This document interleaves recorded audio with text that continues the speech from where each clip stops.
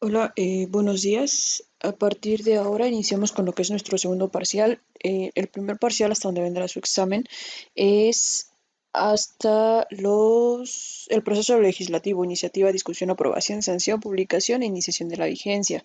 Hasta ahí es donde vendrá su examen, eh, cuando sea oportuno. A partir de ahora, entonces, iniciamos nuestra unidad 2.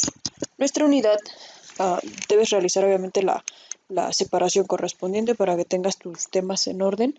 La unidad 2 lleva como nombre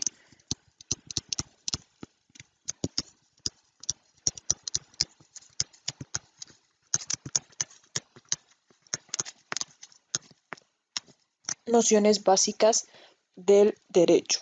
¿Vale? Entonces hasta aquí es nuestro primer tema. Empezamos entonces con lo que es ya de lleno nuestra materia y empezaremos hablando de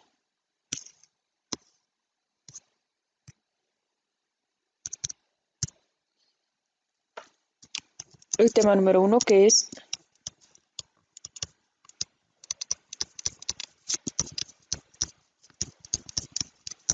derecho público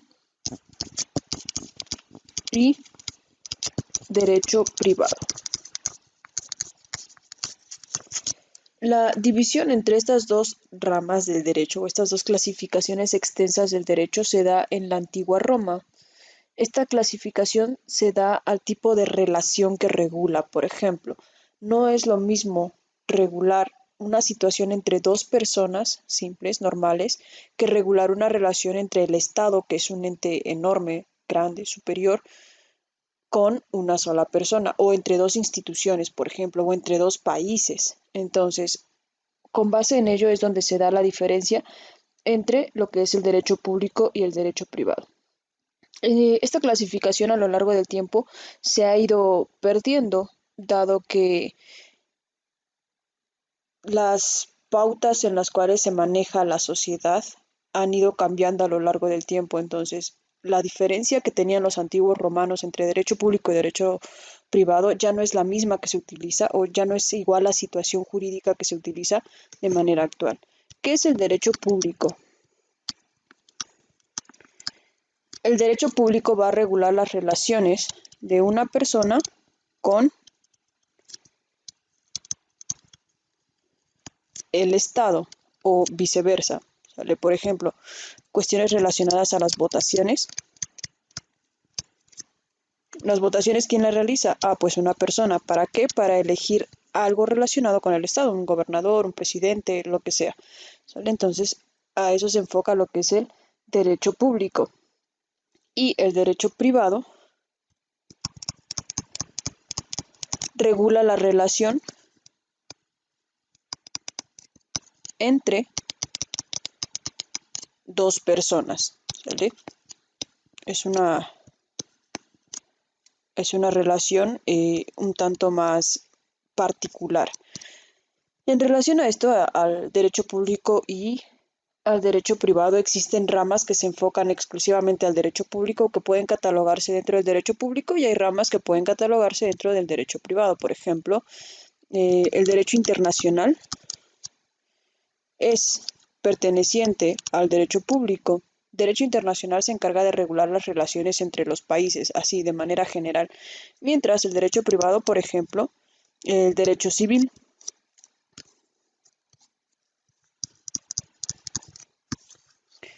matrimonios, divorcios, los hijos, etcétera. Son cosas que competen a dos personas nada más, o a un conjunto de personas, pero en un vínculo cerrado. Por lo tanto, solamente tiene esta categorización de derecho privado. ¿Vale? Entonces, así es como vamos a llevar a cabo esta clasificación. Existen ciertas materias, como ya había mencionado, pertenecientes al derecho público y pertenecientes al derecho privado.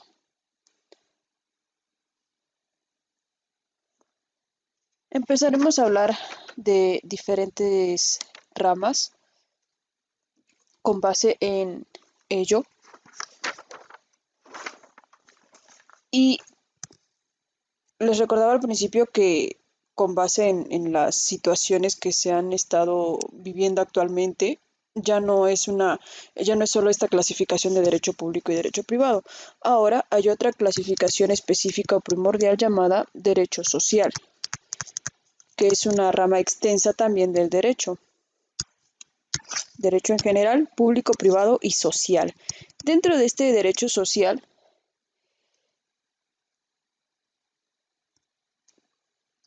vamos a definirlo como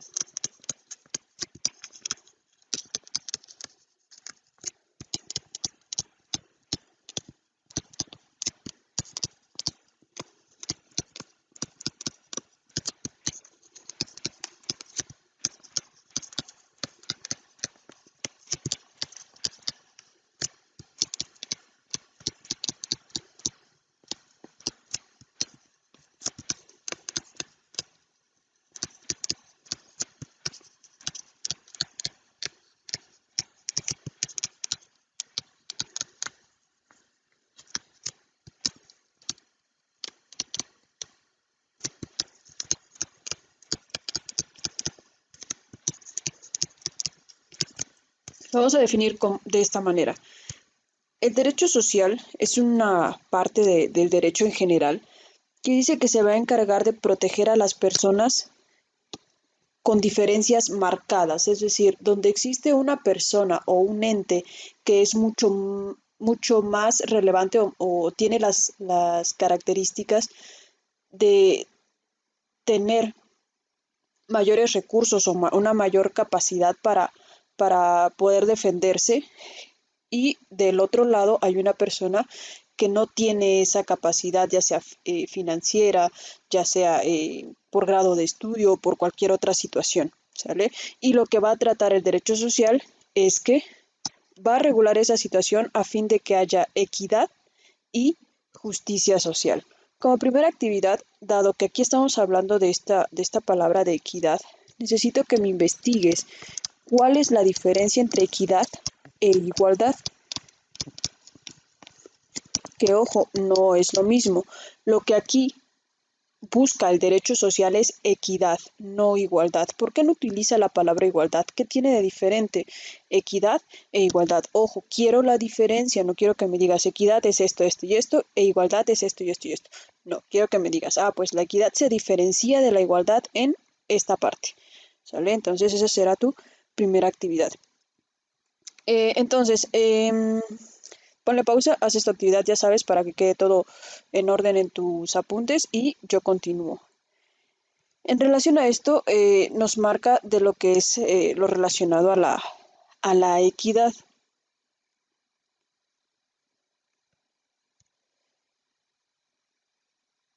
Existen aspectos en nuestra vida donde la equidad o donde necesitamos que alguien nos ayude más que a otras personas. Ejemplo de ello es en nuestro trabajo. El patrón tiene todas las facilidades de contratar un abogado, por ejemplo, de contratar a alguien que lo asesore, que lo apoye. ¿Por qué? Porque se supone debe tener los recursos necesarios para ello. En cambio, un trabajador, imagina que te estás peleando con una empresa grande, transnacional, Telcel, por ejemplo. Entonces ellos tienen a su disposición inclusive un departamento específico, un departamento jurídico para llevar todas las quejas, todos los elementos eh, bajo esas situaciones. Pero uno como trabajador no tiene el poder adquisitivo, el dinero, para hacer frente a una empresa de tal magnitud. Es aquí donde entra lo que es el derecho social. El derecho social se va a clasificar o va a tener diferentes ramas, perdón, respecto a cuál es el campo en el que se va a desenvolver. El primero de ellos, como te mencionaba, es el derecho del trabajo.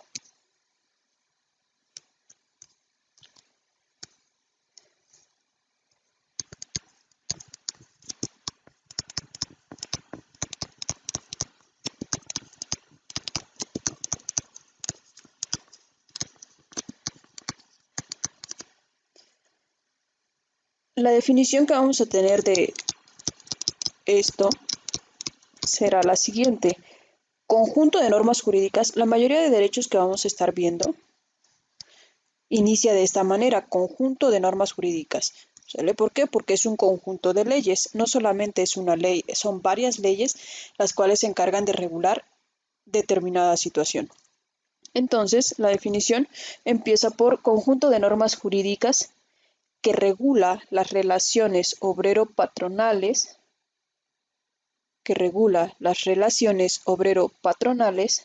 coma, procedimiento de huelga, coma, sindicatos, etc.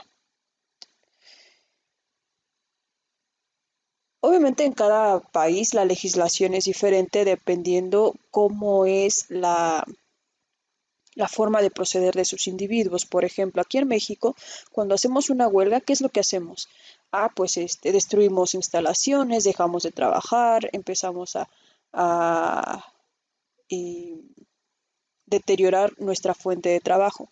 En cambio, en países como Japón, lo que hacen es empezar a producir más, producen y producen más. ¿Qué es lo que origina esto? En primer lugar, que el producto que están elaborando, al momento de salir al mercado, como hay mucho de eso, tiende a abaratarse. Entonces, esto origina que el patrón tenga pérdidas de manera muy rápida, de manera muy significativa, contrario a lo que sucede aquí en México. Entonces, por eso cada país tiene su legislación, cada persona, cada sociedad tiene una forma específica de, eh, de moverse a través de diversas situaciones sociales. Entonces, no podemos aplicar el mismo derecho aquí que en Japón porque no sería funcional. Tenemos entonces, ¿cuál es el objeto del derecho del trabajo o a qué se va a dedicar? Principalmente se va a dedicar a proteger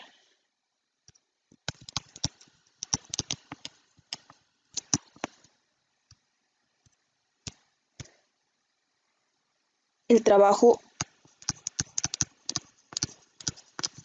humano, productivo, libre y lícito. ¿Qué quiere decir esto? Que cualquier persona que realice algo en beneficio de cualquier otra persona está realizando un trabajo, que sea esa su elección y que esté dentro de las situaciones apegadas a la ley. Por ejemplo, no voy a ir a la institución de trabajo, por ejemplo, a quejarme porque me pagaron menos de droga de la que yo había pedido. Entonces, es algo ilícito, no compete a este tipo de situaciones, ¿sale? Debe de ser principalmente lícito.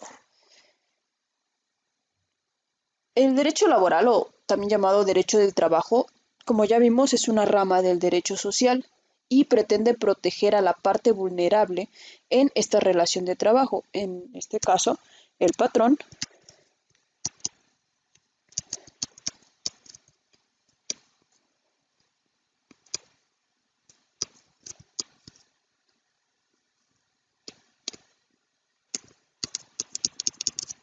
y al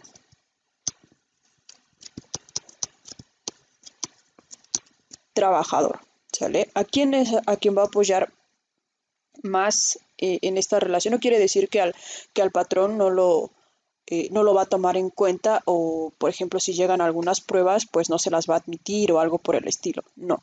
Quiere decir que todo el apoyo o la mayor parte del apoyo vendrá por parte o vendrá a través de lo que es el trabajador.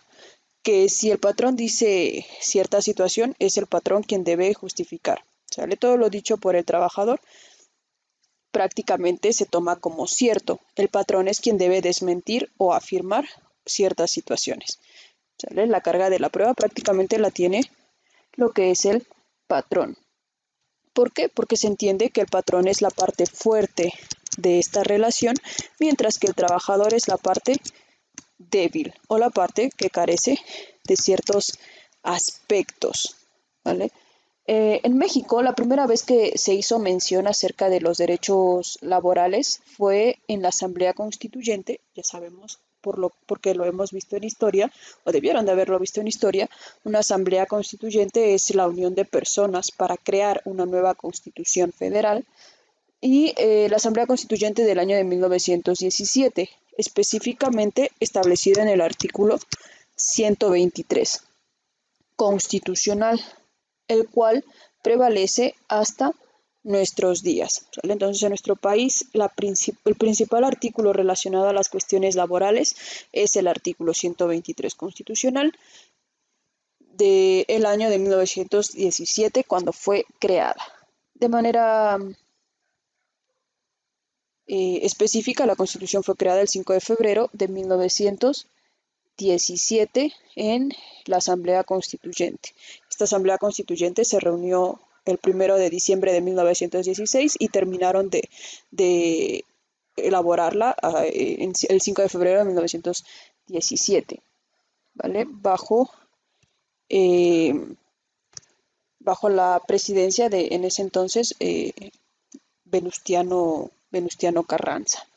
A nivel internacional también obviamente se deben de regir ciertas regulaciones al trabajo, es decir, las mínimas condiciones de trabajo que deben de tener todos los países, que si tú vas a Japón tengas los mínimos requerimientos de trabajo, que si vas a Colombia, a Venezuela, a cualquier otro país, que tú puedas tener las mínimas condiciones legales para el trabajo. Para ello se creó lo que es la OIT, que significa Organización Internacional del Trabajo. ¿Qué es lo que hace la OIT? Unifica y codifica, es decir, en un solo apartado,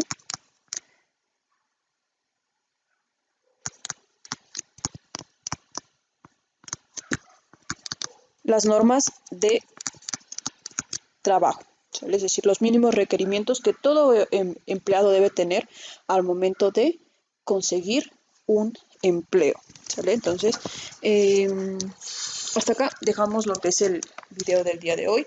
Nos estamos leyendo por WhatsApp para revisión de tus notas y para cualquier duda o aclaración.